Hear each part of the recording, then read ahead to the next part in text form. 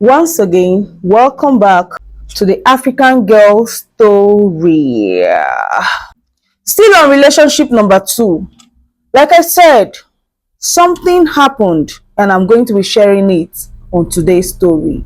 So let's continue from where we stopped in our previous African Girl story. And that thing that happened was like a trance. In that trance, I think that day I was even in his place. And when I woke up, I was like, this is what I saw. This is what I saw. He said, what did you say?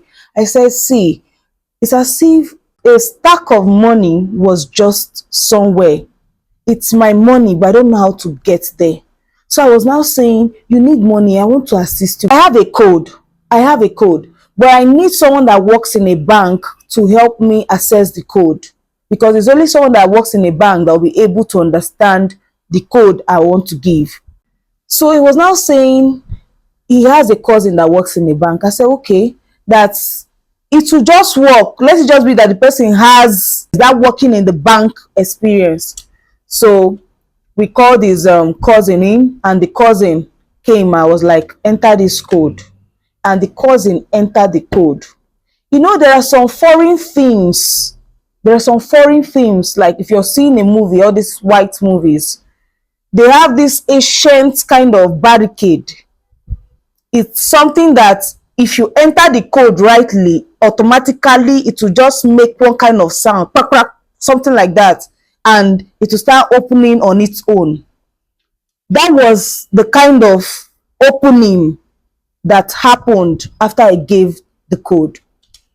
Now, when I gave that code, the money was too much. It was too much in a way that the three of us won't be able to move that money out of there completely. It's not something that is new. It's like an old money.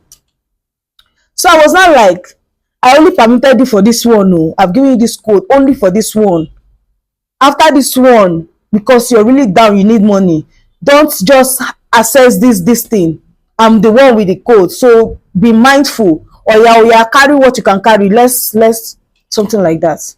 And in 2 weeks' time, physically, that same relationship number 2 had so much money in a way that his normal savings account cannot carry it.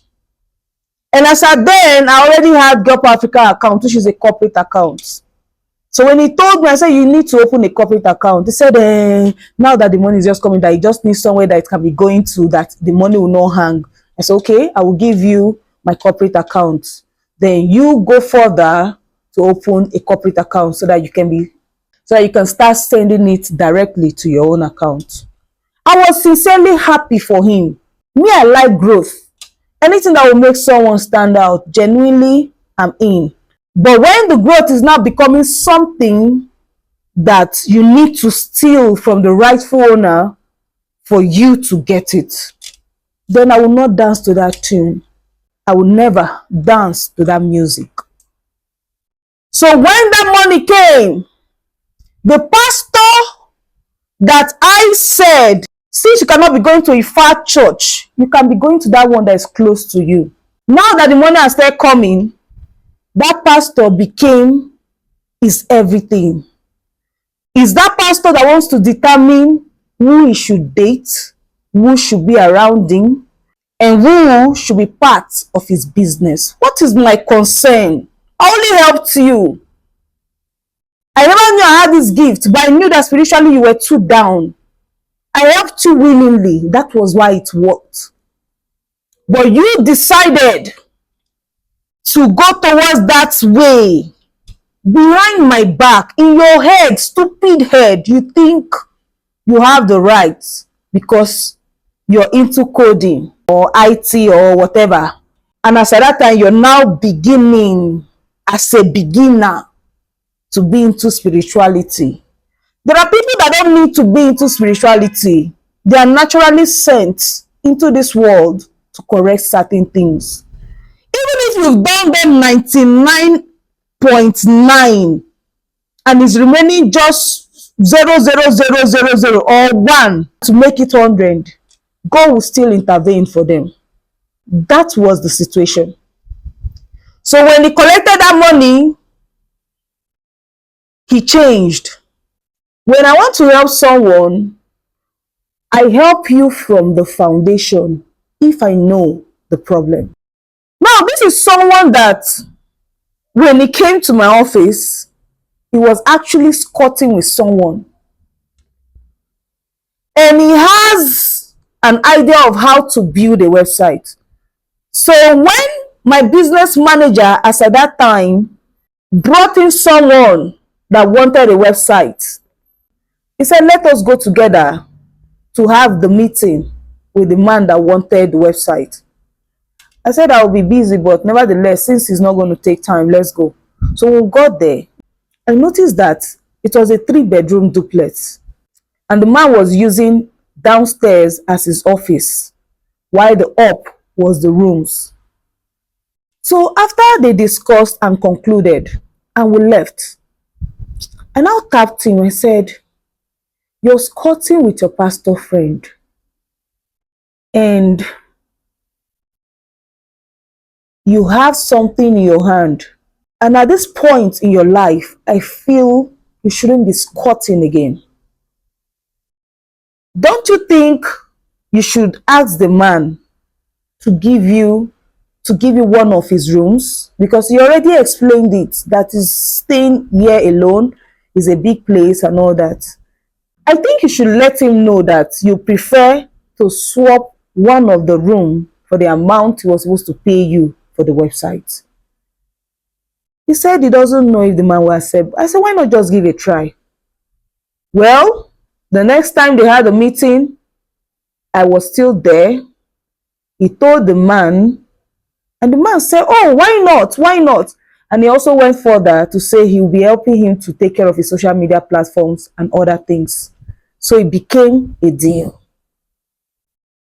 That was how, for the first time, this person had a place of his own, like somewhere he's staying alone. That was one. This particular thing I just explained happened before I had that trance that I had the money stuck somewhere and I had the code, but I needed a banker to help me access that code so that it can open for us to access the money. Now, through this place he was staying, he was also using a part of the man's office as his office too. So life had already started for him. That was just me coming into the picture to be a help to you. Naturally, I'm not everybody's person. I'm a very sociable person, but I love my space. So if I'm able to bring you a little bit closer into my space, then there is something somehow, knowingly or unknowingly, that I'm helping you to do. It's not everybody that must give you the physical millions. But some people can make you a millionaire. It was more like, let me see how far I can push this guy. I advised him, and most of the advice I gave to him worked. And all of this happened before we now took it to the next level, which was in our previous story. How did the money start coming? He had a platform online where if you register with 10,000 naira, you bring 2 other persons, you're going to get 10,000 naira.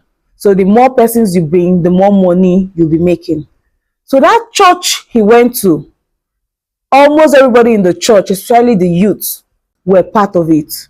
And he woke up one morning and saw crowd outside that particular house. I encouraged him to take in place of money.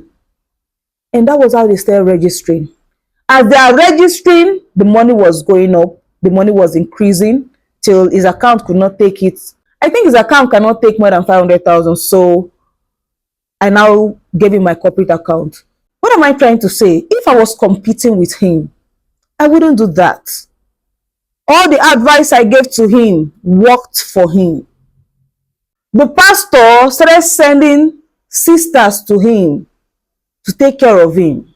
It was now as if he was now mindful to call my name in front of the pastor, because He can call any other person's name, but not Belema's name.